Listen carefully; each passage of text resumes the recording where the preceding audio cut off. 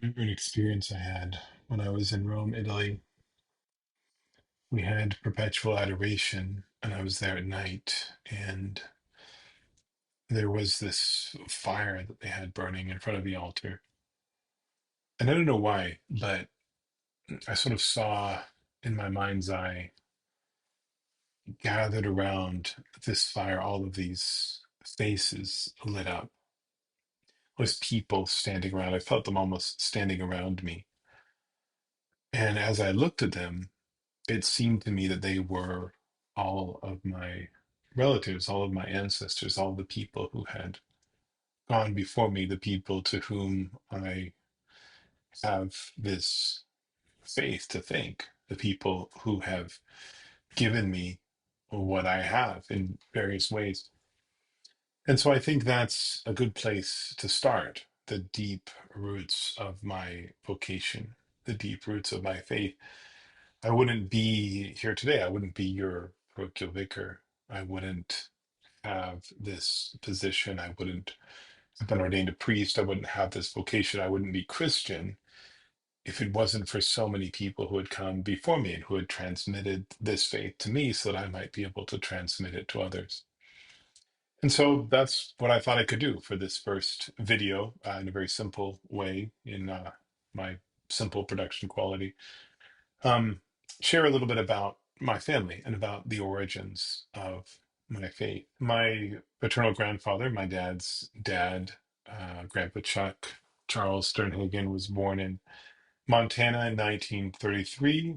He was a doctor, graduated from Carroll College, Loyola University in Chicago, did postgraduate studies at the University of Idaho, ended up moving to Alaska, lived most of the latter part of his life in Alaska, and died when he was 55. So died relatively young.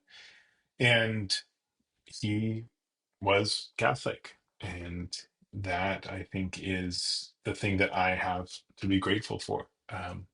Certainly, he had a complicated life, and many of my relatives had different experiences, difficult experiences. But again, he was Catholic and he transmitted the faith to my father, who transmitted it to me.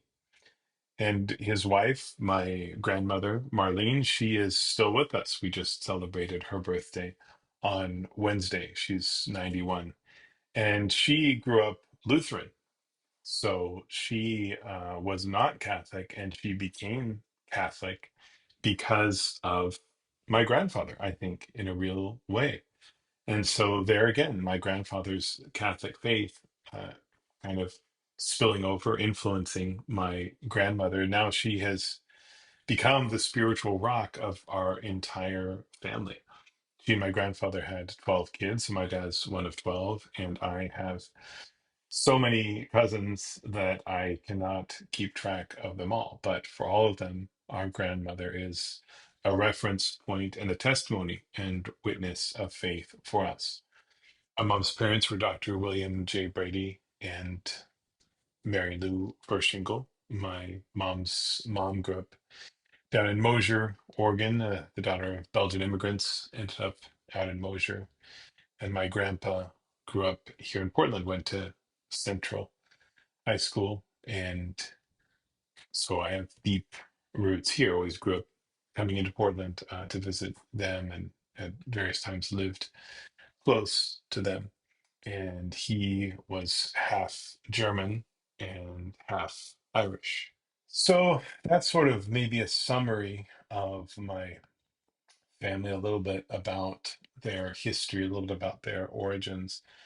And again, like I said, what's interesting to me is not so much where I come from, although I think as Americans, we always kind of have this preoccupation, wondering where we come from because we're all immigrants here, one way or another.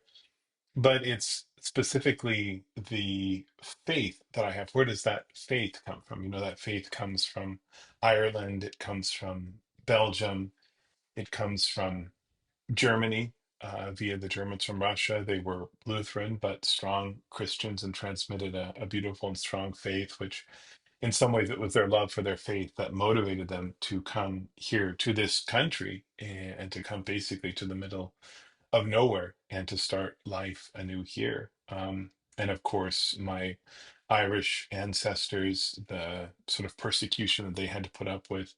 I was able, when I was in Ireland, to go to a mass rock. In Ireland, you used to have to celebrate mass on these rocks out in the wilderness because it was illegal to celebrate mass. And the mass rock wasn't that far from where my ancestors were, kind of in the border counties, County Cavan. And so my ancestors may have been there. They may have actually had mass in secret at this mass rock where I was able to celebrate mass, kind of, bringing everything full circle. So these sorts of experiences for me are really fundamental, and they lead me to this spirit of thanksgiving, to this spirit of gratitude for this faith that I received, this gift that has been transmitted to me through all of these people, through all of these lives, down through all of these centuries, down to today. So it's an opportunity for me today to give thanks to God for the faith that I have, to give thanks to God for these forebears, to share a little bit about their lives